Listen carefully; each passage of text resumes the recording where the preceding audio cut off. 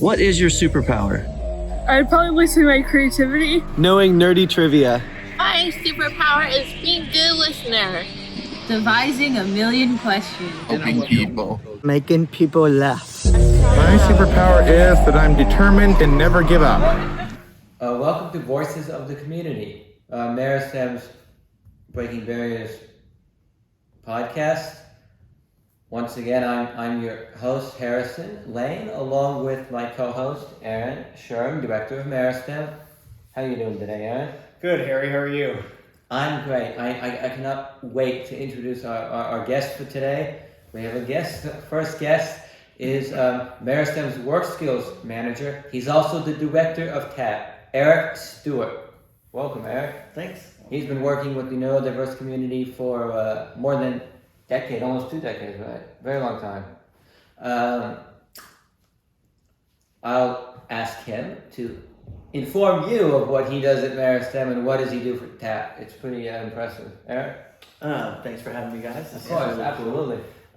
So I came on board with Meristem about 4.5 years ago to help with the work skills team here. Harry, you know about our work skills team. You were part of it, where we try to help any student that comes to Meristem become more job ready. There's a lot of layers to that, and love being a part of that, and still get to be a part of the work skills team here. We got a pretty robust team, and Harry's on that team, so that's cool. But then we also, as you guys know, we were able to get this grant for the Transformative Autism Program, and I was able to get that going along with Harry and a couple other students here at the time. And we had the TAP was initially designed really to focus on employers. Like an employer says, hey, I want to hire somebody with autism or neurodiversity. And we built this training to help an employer go beyond just saying, I want to do it, to really have some best practices, how to do it right. And that's still the core of what TAP is. But what we found in doing this, and Harry ended up graduating from Meristem, and then we asked him to please come back and be the co-pilot on this TAP program, which is just gangbusters now. We got employers all over that are taking the training, but we've realized, and I'm sure you can speak to it too, Harry, that there's as much work that needs to be done from the job seeker side as there is from the employer side. And so this isn't anymore just about getting an employer through a training so they feel more comfortable hiring somebody who's neurodiverse. This is also a lot of real honesty with job seekers that are neurodiverse, and looking at job seekers and saying, what can you do from your end to be as prepared as possible to be a great employee? Absolutely. And I will say, don't take any offense for the job seeker, because there are companies, we tell the company how to do better, how to support you better, but it's all about you supporting the, you really have to communicate to the company. Today's theme is going to be a two-way street, working together. I do have a plug-in. All the things I mentioned will be posted below, but we're actually having a job trainer video. I think I mentioned it last time. When it's ready, we're going to post it below. A training video for the job seeker, basically. How can you ask for support in the workplace? We have a wonderful young gentleman who's acting as our job seeker. But I'll ask this question both from Meristem's program perspective and also from this Transformative Autism Program. Like, what do you see as it can be a challenge. Like, I don't want to say, oh, the job seeker have to, or the student have to offer, they have to do all the work, but there is some level where they are responsible, and you really can't go to the instructor, or in this case, a company. I can just think of many situations that we're in right now. You cannot go to the company and be like, you have to meet what this job seeker needs. This job seeker can't make your interview if your interviews are on Tuesday. They can't do it on Tuesday. They've got this other thing. Please accommodate and make it work on Wednesday. If you're not available, if the job employer is not available is only available on Tuesday, the job somehow they need to make it work. Like, what do you see about that, Eric? How do you see the job seeker really needing to take more responsibility in that? I like how you're phrasing it. It is a two-way street, right? So, like I said earlier, as we got this going, there are employers everywhere that truly want to be inclusive, and part of inclusion is bringing people on board that are neurodiverse and autistic. And when they go through our training And we share with them best practices. As a matter of fact, I'll share with your audience, you can go and take our training right now as a job seeker. You can take the training that we developed for employers. You go to tapautism.org, click on employer registration. So even though you're not an employer, it's okay. Click on employer registration, just do the quick little registration form, and it'll take you right through the training. And as somebody who wants to work for an employer, if you took the time to understand what's being asked of the employer to bring you in, that's going to make you better fit to go to that employer and say, I want to work with you, because you're going to understand what they're thinking you need from them. And so I strongly urge you to do it. It's only 4 20-minute modules. They're not as fun as some of the stuff you see on Netflix, but Harry, would you agree? It's pretty good training. Absolutely. It's pretty entertaining. So I would start with saying you could do that. But on the two-way street, it really is more than that. That the employer says, what we're sharing with the employer is, listen, you got someone with neurodiversity, and they've got certain things that they need from you as the employer to be supported. So let's just say you're somebody with neurodiversity and you have a very difficult time working with large groups of people. And so the company learns that about you, and normally they have people working with a group of 10 people at the same time, and they say to you, hey, we can modify that. We can make sure that you're never working with 10 people at a time. It's going to be no more than 5. What we're asking of you when we say a two-way street is to recognize that that's a big compromise on the employer side, right? To say, instead of 10, I'm going to give you an option to work with just 5 people. And we're asking you to look at that and realize that's a lot for the employer. And even if you're still a little bit uncomfortable with 5, is to ask yourself, what can I do to get as comfortable as possible working with 5 people? Because they are definitely modifying what the expectations are. That would be an example of it's a two-way street. And we could go through, I mean, I can give 1,000 examples of that. I think that's what you're asking. Absolutely. I'll also say, like, working with the job seeker, working with the job coach, or working with a job specialist, there's this understanding that if an employee, this is an issue, this is something that we deal with in this space, is just basically person-centered, which is not a problem. I love being person-centered, but very often if an individual says, I don't want to do this, I can't do it, I won't do it, you're supposed to say, okay, and move along. The problem is that sometimes when somebody is working with a job coach or to look for a job, or they're working with our job guru, Albert, one of the issues arises, they won't do it. They won't do this, they won't do that, and they're so limited in what they'll actually look for in a job that it can be kind of difficult to actually get a job, because their search criteria is so small.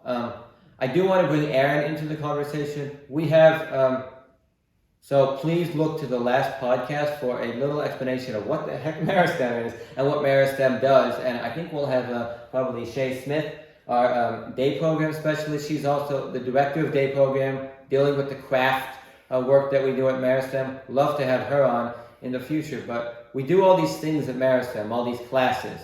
And very often, participation can be an issue in terms of either, I attended one session in the morning, I don't feel like going in the afternoon.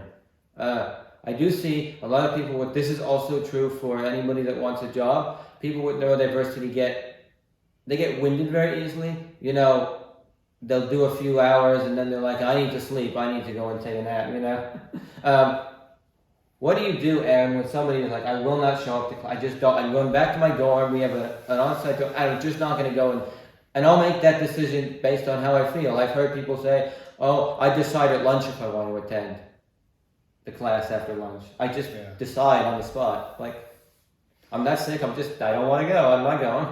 Yeah, it's a great question, Harry, and I think one of the things that we have in our entrance criteria at Meristem is, do you want to be at Meristem? And do you understand what it means to be at Meristem? In the sense that Meristem is a program that's its ultimate goal is for you to develop greater independence. That might be, being able to hold down a job, or living on your own, or, creating your own social life outside of, physical supports or monetary supports from the state, etc. Like, our hope is that you can do that for yourself at some level and still get the support as needed, but really develop your capacity at that level.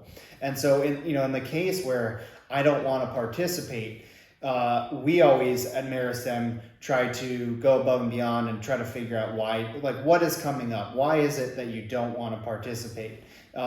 Is it you're anxious about participating? Is it that you had a bad experience and now you're withdrawing? Is it that you're just tired that day? Is it that you found out that your grandma passed away and you're just sad? Or is it really that I simply don't want to participate in the program?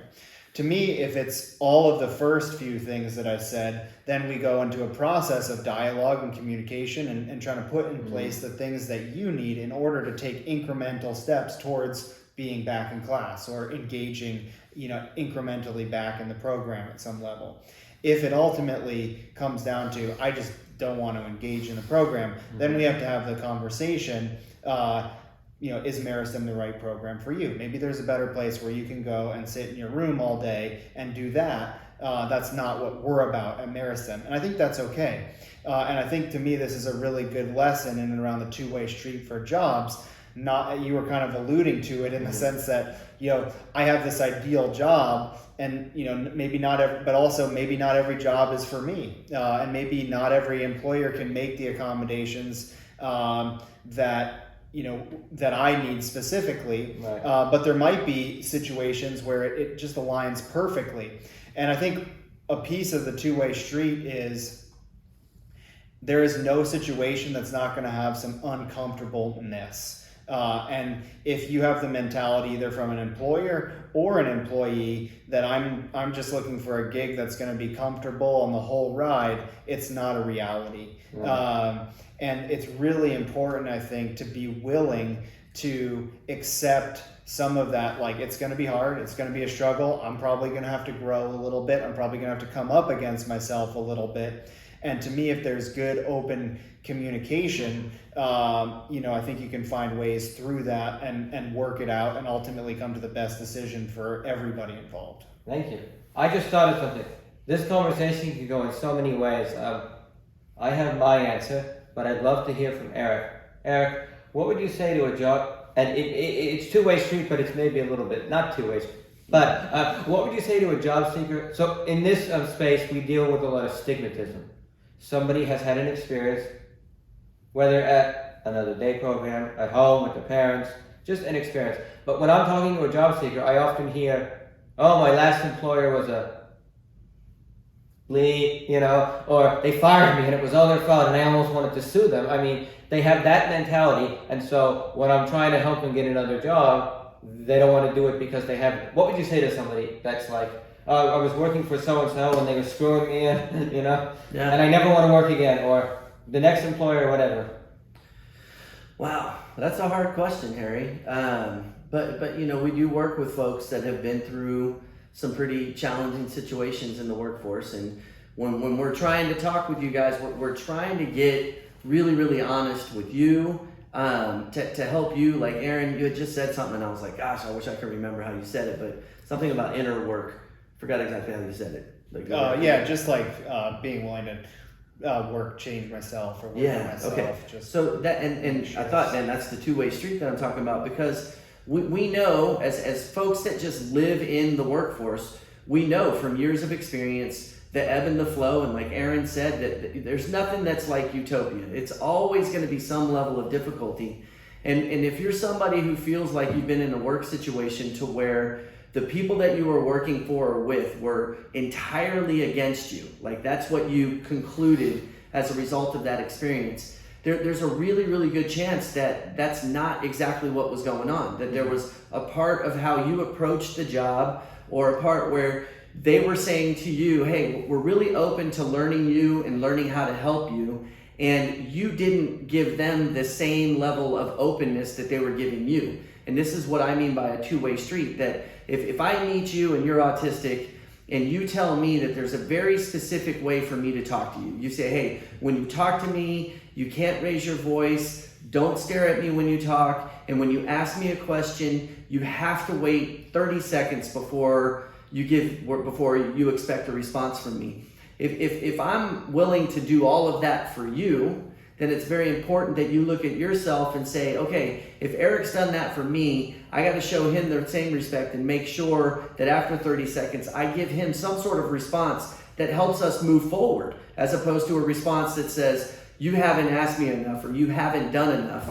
And a lot of times, Harry, we run into people where I feel like they've made the decision that it was all on everything that went wrong was everybody else's fault. And I asked them to please, and they could reach out to us. You could reach out to Aaron because he's like a pro at it, right? Like, how do you actually take a step back and reflect on your part in the situation and learn how you can do better to meet the employer where the employer needs to be met? Because that's the two-way street.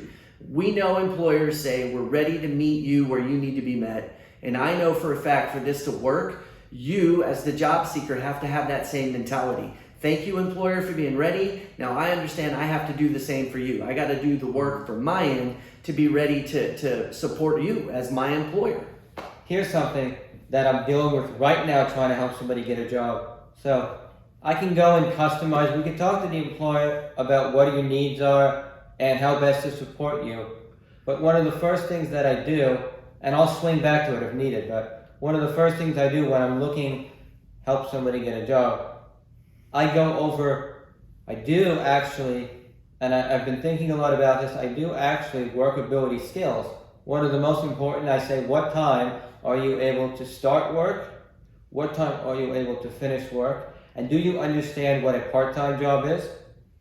Do you understand what a full-time job is? Because I've had people, like, when I've asked that question, and I've said, if you start at 8 o'clock in the morning, I just had this, you start at 8 o'clock in the morning and you work until 6, that's like, you start at 8 and you work until 4:30. That's an 8-hour day. Do you understand what an 8-hour day is? And they're staring at me like, looking at me like I'm a ghost. Like, they don't understand. And so if you don't understand it, but you go to apply for that job, but you can't actually do that, you don't understand, or it cannot be a trial period, right? You want to go in with the mindset, oh, I've selected these hours, I can do it, no problem. And so you really have to sit down, and I'm happy to help you, and really go over what does it mean to work a part-time job, what does it mean to work, and what have I done in the past? And I always look at their history. I'll be like, you've never done that. And please don't take offense if I ever ask for a conversation with your support network, whomever that be, your parents, a former, your job coach, whatever.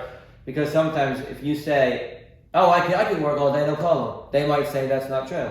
You can only work a part-time job. But looking at the specific hours and the specific days that you want to work really will help you when applying for a job, so that you don't apply for something you can't do. And then it becomes not a good situation. Also, don't take offense if Harry called you a ghost. He's trying to impart wisdom. Yes, absolutely. But Harry, that brings up a really interesting point. Just in thinking, some of the things that we try to engender at Meristem, and that is understanding the need in the community. And pretty much most businesses are trying to meet a need in the community. Like grocery stores provide food for people to come and buy and eat. And it's really easy in the analogy for me to pit myself against the employer. But ultimately, what determines the even possibility for that business, or the need or the timing for that business, is the particular need. And so when you're talking about, is it 8 hours, or is it part-time, or is it 5 p.m. to 2 a.m. or whatever it is.